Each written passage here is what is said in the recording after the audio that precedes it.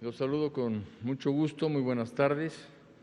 Son las 5 de la tarde del viernes 14 de agosto del año 2020. Iniciaremos nuestro 12º programa Regreso a Clases en Palacio Nacional. Les agradezco que nos acompañen.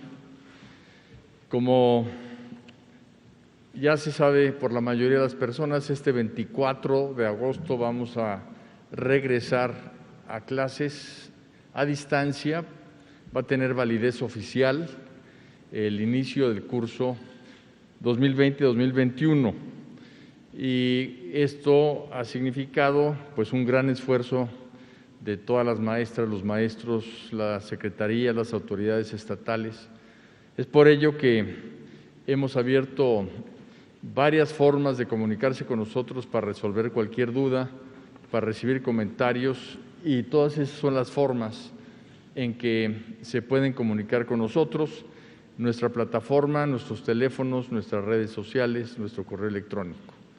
Si está usted en su casa, tómele una foto a la pantalla para que pueda guardar toda la forma de comunicarse con nosotros. También, si tienen cualquier tipo de quejas con respecto al cobro de cuotas, al cobro de cualquier tipo de gastos por uniformes, en ese lugar podemos canalizar sus inquietudes y darles una solución. Hemos recibido, según el conteo que llevamos diario, un total de 61,074 comentarios, preguntas, dudas que invariablemente estamos atendiendo. Y el día de hoy, precisamente para poder resolver muchas de las preguntas que nos han llegado y las que nos hagan aquí las y los miembros de la prensa, vamos a hablar de dos temas muy importantes. Uno es el regreso a clases y el otro es algo que habíamos comentado de una numeralia de Aprende en Casa 1, para que tengamos información de cómo se desarrolló el esfuerzo que se hizo para cerrar el ciclo escolar 19-20. Es por ello que he invitado al subsecretario de Educación Básica, Marcos Bucio Mújica. Marcos, muchas gracias. A la directora general de Materiales Educativos, Aurora Saavedra Solá, y al titular de la Unidad de Asuntos Jurídicos y Transparencia, Enrique Quirós Acosta. Gracias, Aurora. Gracias, Enrique. Vamos a ver la primera pregunta que nos han acercado de manera reiterada y que merece una contestación inmediata, y es: ¿cuándo se darán a conocer los horarios de clases y el canal en que se transmitirá cada nivel? Bueno, esta pregunta es muy importante. Como les comenté el jueves de la semana pasada, este próximo domingo 16, vamos a dar a conocer aquí en este programa, y es importante que se lo puedan decir a sus amistades, a sus familiares, porque se va a dar a conocer los horarios, se va a dar a conocer los canales de televisión en que se van a transmitir Aprende en Casa 2, Regresemos a Clases. El lunes siguiente, o sea, domingo 16, es horarios y canales, y el lunes 17, en el portal de la Secretaría, sep.gov.mx, publicaremos los horarios de cada grado, horarios y canales en lo que se van a impartir las clases, así como las materias que se van a impartir en cada horario. La segunda pregunta del día de hoy, una pregunta respecto a la entrega de los libros de texto en las escuelas. ¿Quiénes deben entregar los libros a los padres en las escuelas? Algunas autoridades están indicando que los docentes, aún sin semáforo verde. En efecto, hay hemos diseñado con la Secretaría de Salud que, guardando una sana distancia, habiendo sanitizado previamente los libros de texto, citando de manera escalonada a las madres y padres de familia, maestras y maestros, así como personal administrativo, nos ayudarán a hacerle llegar a madres y padres de familia estos libros, pero es una actividad voluntaria en todos los estados y en todas las escuelas. Se está viendo quién es quien acude, ya que si alguna maestra o maestro no desea participar por cualquier razón, pero principalmente por ser una persona que tiene algún tipo de riesgo, pues no tendrá ningún problema. Es una actividad voluntaria y afortunadamente hemos tenido muy buena respuesta y ya se han empezado a distribuir estos libros a madres y padres de familia. Y cada estado de la República ha implementado la forma de distribución. Una tercera pregunta que dice: ¿quién me puede apoyar con esta duda? ¿Qué se hace con los niños de nuevo ingreso a primero de primaria? Como ustedes saben, las inscripciones son automáticas cuando una niña o un niño ya está en su escuela, pero si va a inscribirse por primera vez, preguntan qué es lo que se hace. Yo quisiera que Aurora nos pudiera responder esta pregunta. Bueno, pues muchas gracias, señor secretario, muchas gracias a todos. Digamos, primero vamos a hablar de los tiempos. Hay dos tiempos para inscripciones y reinscripciones. ¿Cuáles son esos tiempos? Unos tiempos ordinarios, o un tiempo ordinario, un periodo ordinario, digamos, que empezó ya el 6 de agosto y va a concluir el 21 de agosto. Eso es en cuanto al periodo ordinario. Hay un periodo extraordinario también. Ese periodo extraordinario comenzará el 24 de agosto y va hasta el 11 de septiembre. Eso en cuanto a los tiempos respecto a las inscripciones. Ahora bien, ¿cómo van a ser los procesos? Como bien señalaba el señor secretario, la reinscripción es automática. O sea, aquellos niños que no cambian de nivel van a tener una reinscripción automática y las familias únicamente se comunican con la escuela. Es la misma escuela en donde estuvieron sus hijos previamente. Se comunican a la escuela por cualquier medio que tengan y manifiestan, digamos, también su deseo de que van a continuar, digamos, en dicha escuela, ¿no? Pero es automática. Ahora bien, hay otro proceso que es el de asignación, que es justamente por el que están preguntando, que es ahí donde hay cambio de nivel. Ahí donde hay cambio de nivel se está haciendo en las entidades federativas, hubo un preregistro y se está haciendo en las entidades federativas, o se hizo en las entidades federativas, un proceso de asignación de escuela. ¿Cuáles fueron los criterios para realizar este proceso de asignación de escuelas? Que tuvieran algún familiar en dicha escuela, lo cual facilita que, pues, el manejo, digamos, para las familias. Y el segundo criterio fue el promedio. Esas asignaciones de escuelas las pueden consultar en las páginas de internet de las distintas secretarías. Una vez conociendo cuál escuela es a la que fue asignado el niño, la familia es el mismo proceso. La familia se comunica con la escuela por cualquier medio que sea factible. Hay algunas escuelas que están ya organizadas y tienen su registro, digamos, un registro electrónico, por decirlo así, y no se requiere presencial.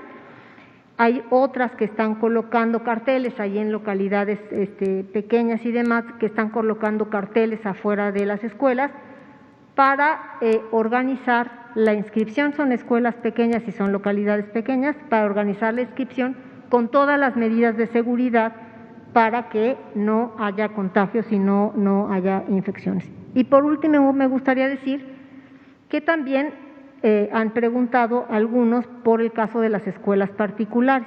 En el caso de las escuelas particulares, pues tienen que llamar a la escuela de los niños, digamos, en donde los se han inscribido, en donde ya están inscritos, para ponerse de acuerdo. Eso sería cuanto, señor secretario, respecto a los procesos de cómo se llevan a cabo. Muchas gracias. Cualquier persona que en la Ciudad de México quiera preguntar sobre cómo inscribirse en una escuela, el portal de la Autoridad Educativa Federal de la Ciudad de México es AEFCM, de Autoridad Educativa Federal de la Ciudad de México, .cep.mx.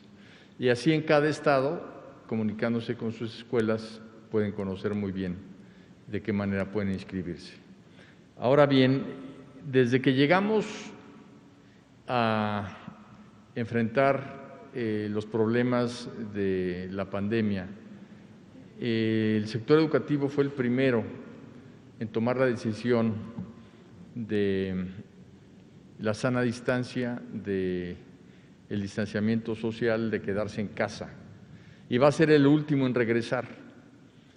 Esto porque queremos proteger a nuestras niñas y niños de un contagio, queremos proteger a las maestras y los maestros y a la sociedad en su conjunto, ya que muchos países que han abierto antes de tiempo han provocado un contagio mucho mayor incluso que el que tenían antes.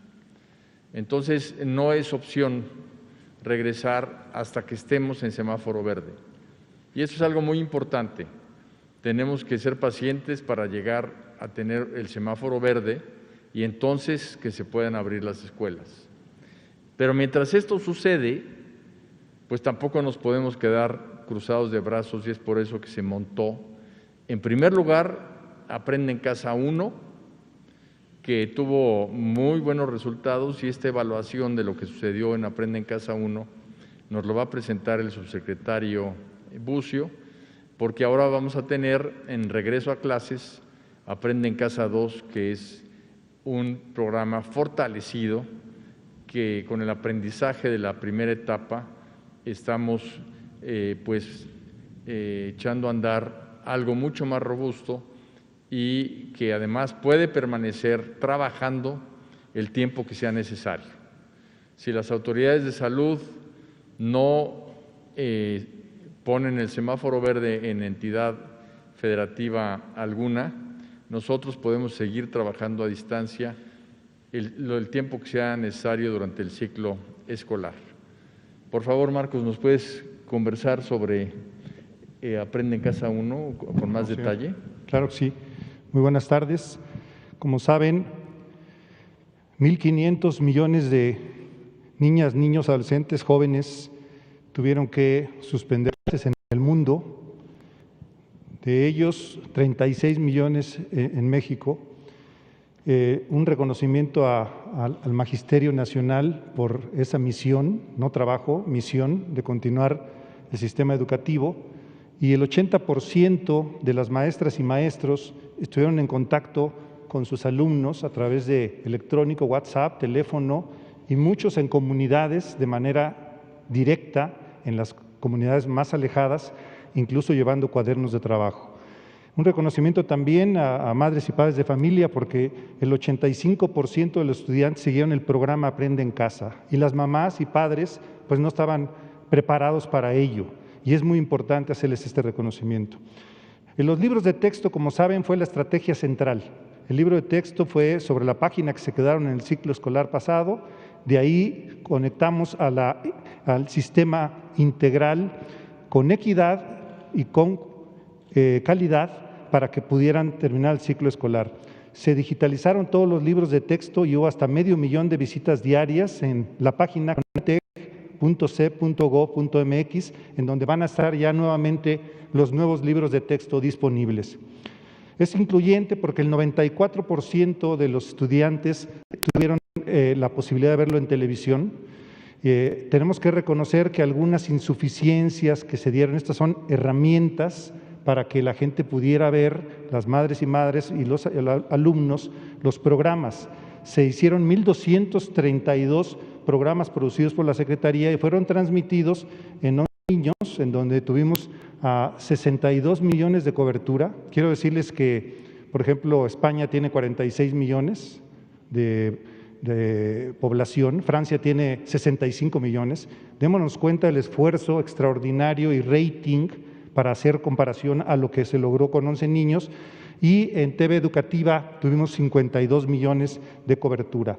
Las retransmisiones se logró con la gestoría del secretario Moctezuma, que tuviéramos todas las cableras en el país replicando, nuevamente en esta ocasión, y decía que una de las insuficiencias que tenemos que reconocer no es triunfalismo, la presentación de un programa inédito, lo estamos haciendo con toda honestidad, porque una de las insuficiencias que tuvimos en las herramientas de la televisión fue que justamente no tuvimos la cobertura en muchas entidades de la República. Entonces, por eso la alianza ahora con la televisión privada, con Milenio, con Imagen, con Televisa y con TV Azteca, para poder llegar de mejor forma a la población. 15 estados por radio, 18 estaciones, 15 lenguas indígenas, de manera que pudimos también replicar en toda la República programas de educación indígena, y lo vamos a fortalecer todavía más con el Instituto Nacional de Educación para Adultos. Es importante darnos cuenta que ahora con este esquema de televisión, muchos alumnos del Instituto de Educación Adultos, padres, abuelos que no han terminado primaria o secundaria, pueden acompañar a su nieto o a sus hijos en los estudios y después certificarse en el examen del Instituto Nacional de Educación para Adultos. 700,000 libros y cuadernos de CONAFE y 167,000 cuadernillos en media superior. Tuvimos 60,000 consultas de asesoría académica, pedagógica y psicológica, y lo vamos a replicar en esta ocasión. 62 millones de visitas tuvimos en línea, repito, más que la población de Argentina, y en línea tuvimos posibilidades de meter educación especial, educación indígena, educación inicial, y en media superior más de 1.196.000 estudiantes han visitado la página. La página, quisiera decir la página, es jovenesencasa.educacionmediasuperior.c.gov.mx. Ahora sí, 14 seminarios en línea, 4.7 millones con participaciones de 882,000 figuras educativas. La educación digital tiene límites, pero no tiene limitantes. Es decir, esta es una gran enseñanza de la pandemia en donde vamos a poder entrar en una dinámica con el magisterio y con los alumnos en habilidades nuevas digitales. Por eso tuvimos 14 millones de cuentas gratuitas en Google Classroom y 1 millón de figuras educativas que los maestros se conectaron con email y que vamos a fortalecerlo en este Aprende en Casa, regreso a clases número 2. ¿Qué pasa con las niñas y niños? Se predomina ampliamente el ánimo positivo. Estuvimos midiendo en una base de 100,000 niñas y luego hicimos uno en la página con 1 millón de respuestas de madres, padres y niños en donde estuvieron tranquilos, es decir, sí es una herramienta que les es útil a las niñas y niños estar en la televisión desde inicial, preescolar, primaria, secundaria y bachillerato.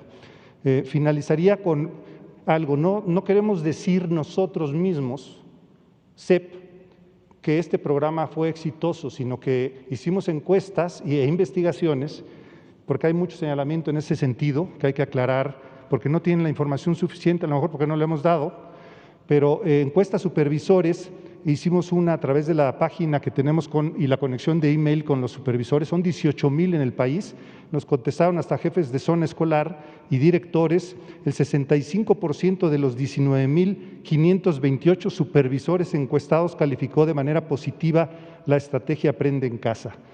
Repito, son 200,000 escuelas básicas, 18,000 supervisores, 200,000 directores de escuelas primarias.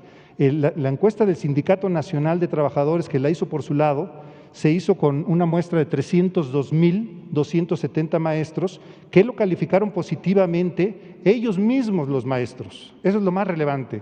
Y la tercera es muy importante porque la encuesta socioemocional la hicimos en línea con 1.234.219 niñas, niños, adolescentes y jóvenes que señalaron que el 85% les agradó el contenido. Todas estas métricas son públicas, se las podemos dar con mucho gusto para que las puedan revisar y analizar, sobre todo a los investigadores educativos. La parte importante es que estos son encuestas, las encuestas son distintas a lo que es una investigación. En la investigación tuvimos, la que sigue, gracias, los resultados de la investigación externa que lo hizo UNICEF, que lo hizo la Organización de Estados Iberoamericanos, que está España y América Latina. Tuvimos la Ibero y una acción ciudadana frente a la pobreza. Ellos hicieron esta investigación que coincide con las de maestras, niños, padres de familia, en donde la satisfacción positiva estuvo en el 71%. De 1.680 personas encuestadas se presentaron satisfechos o muy satisfechos en cuanto al programa de Aprende en Casa. Esto es importante porque en un periodo muy corto se pudieron hacer las encuestas, se pudieron hacer la investigación. Esto corresponde a mayo, el cierre de Aprende en Casa en mayo. Recuerden que terminamos el 4 de junio, pero vamos a estar abiertos, es decir, somos una pecera en donde estamos de manera transparente haciendo el mejor esfuerzo por Aprende en Casa, regreso a clases, y eso significa que nos vamos a seguir evaluando y vamos a ver cómo se mejora con Aprende en Casa, regreso a clases. Eso es cuanto, señor. Muchas gracias, Marcos.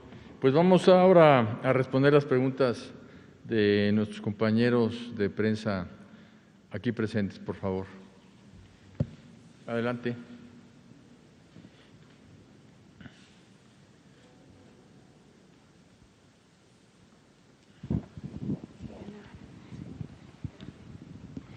Buenas tardes, Iris Velázquez del periódico Reforma.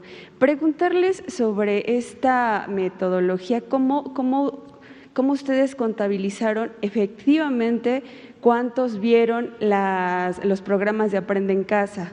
Porque nos hemos encontrado con testimonios de alumnos que dicen que lo vieron 1 o 2 veces y ya no lo siguieron, o solo bastó con decirle a los maestros, sí lo vi. ¿Cómo fue esto para que ustedes supieran cuántos alumnos efectivamente vieron y siguieron y acabaron pues todo este curso de Aprende en Casa? Y también preguntarles acerca de, en años anteriores se signaron convenios de fideicomisos de educación tecnológica y de la información. ¿Este año se tiene preparado o se hizo algo parecido? ¿Se tiene algún recurso para dar a los maestros para que sigan en contacto con sus alumnos, pues alguna herramienta pues tecnológica? Y finalmente el subsecretario Concheiro ha hablado o adelantado que se prepara un convenio, al igual que con las televisoras, pero de internet para ayudarle con datos, etcétera, a maestros y alumnos. ¿Nos pueden dar detalles o cuándo se podría ya tener pues esto en concreto? Gracias. Sí, cómo no. Primero señalaría la parte de la capacitación docente. Como saben, vamos a establecer ahora cursos de capacitación a docentes para habilidades digitales. Tuvimos antes de cerrar Aprende en Casa, uno con Facebook, en donde tuvieron problemas hasta técnicos por la demanda que hubo de maestras por conectarse. Y hoy lo que vamos a hacer es una herramienta más poderosa para hacer la capacitación, y en esa capacitación vamos a ir acompañando con los docentes el aprendizaje que vayan teniendo los niños. Adicionalmente, el día de hoy se tuvo reunión con todos los secretarios de educación del país y se les envió a ellos, a los subsecretarios de básica y a todos los supervisores y directores del país, a todos, ya di la numeralia, una guía en donde se les va a explicar con detalle cómo van a acompañar a sus niñas, niños, adolescentes y jóvenes en la televisión, cómo van a tener en su momento la parrilla. Ya dijo el secretario que el domingo se tendrá la explicación con detalle de cómo está la programación. La cobertura televisiva que señalas tiene que ver con la cobertura que se tiene de acuerdo a los registros que tiene cualquier televisora. Pongo el ejemplo. Como sabíamos que no estábamos llegando con fuerza a algunas entidades, porque lo estuvimos evaluando, repito, con los propios secretarios de Educación del país, se logró un convenio sin costo con Televisa, en donde ese convenio nos permitió replicar 7,5 millones de alumnos con simplemente ese acuerdo. Lo hicimos a la mitad más o menos de Aprende en Casa, pero establecimos convenios con las televisoras estatales. Hay algunos estados que tienen redes poderosas de televisión, como es Sonora, por ejemplo, y ellos nos hicieron favor de replicar en sus canales estatales también. Esas coberturas no las tenemos registradas aquí, pero eso implicó que hicimos un enorme esfuerzo de que pudieran llegar a televisión. Muchas gracias. Yo quisiera comentar que un instrumento muy poderoso para conocer el aprendizaje también es el reporte de evaluaciones de las propias maestras y maestros, que en el caso de los convenios que hemos nosotros desarrollado con Google, con Microsoft, etcétera, todo ha sido totalmente gratuito. Ha sido una colaboración de estas empresas dentro de la pandemia. Y sobre el convenio que anunció el subsecretario Conchero, está en construcción, todavía no tenemos, digamos, los elementos financieros que estamos viendo con Hacienda para poderlo anunciar. En cuanto lo tengamos, con todo gusto lo haremos. Ha terminado el tiempo, muchísimas gracias y nos vemos mañana a las 5 de la tarde como todos los días. Y recordemos que el domingo es cuando se da a conocer todos los horarios, los canales, las materias de Aprende en Casa 2. Muchísimas gracias. ¿Perdón?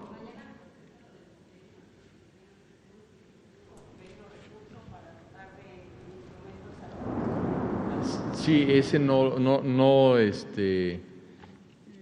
mañana podemos contestar esa pregunta, con todo gusto. Muchas gracias.